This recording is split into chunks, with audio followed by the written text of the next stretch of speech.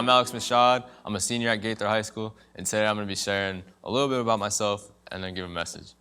I'm currently a senior at Gaither High School, like I just said, and all throughout high school, I never really branched out, and I feel like that's something that a lot of high schoolers struggle with, is not branching out, keeping a small circle of people, and missing out on a lot of opportunities that high schools offer. And I can honestly say, looking back on it, I totally regret it. I wish I would have branched out more, but luckily, junior year, I actually did branch out.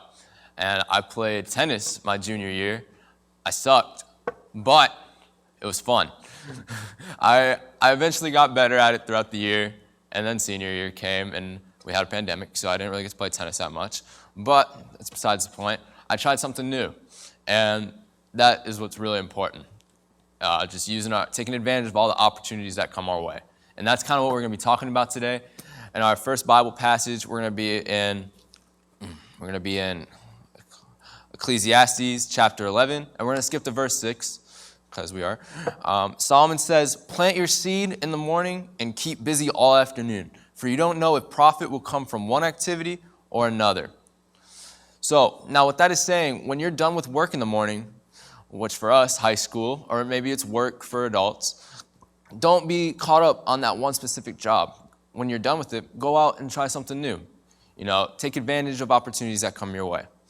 During my 4 years in high school, like I said before, I never took advantage. I'd always just go home, do homework, and then I have that break period where I just sat on my butt, played video games for the night, and then went to bed, and then did the same. We get caught up in such a huge routine, and I think it's really important that we change it.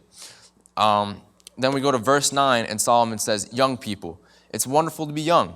Enjoy every minute of it. Do everything you want to do. Take it all in, but remember that you must give an account to God for everything you do."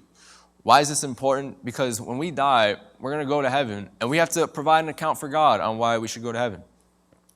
And that's why we need to try things new. You never know if you'll have an impact on somebody or if someone will have an impact on you.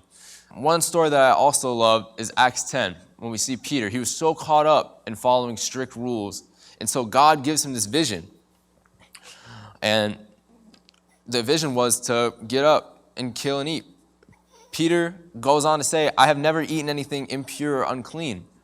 God spoke to him a second time. "Do not call it impure don't call anything that God has made clean impure." This happened 3 times before the vision went away. I really believe that we have opportunities that come our way and we say no to them. I can recall a bunch of times in high school where I had opportunities come my way and I said no because I was simply lazy. And that's something that we can't do. We have to take advantage of those opportunities.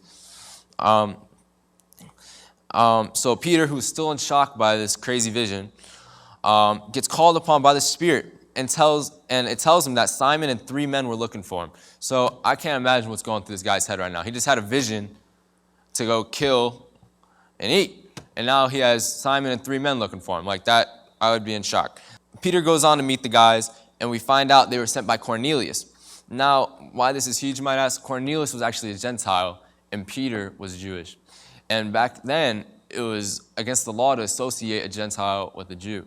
So, they had their meeting, and after he met with Cornelius and the rest of the Gentiles, the Holy Spirit came on all who heard the message, and Peter ended up baptizing him.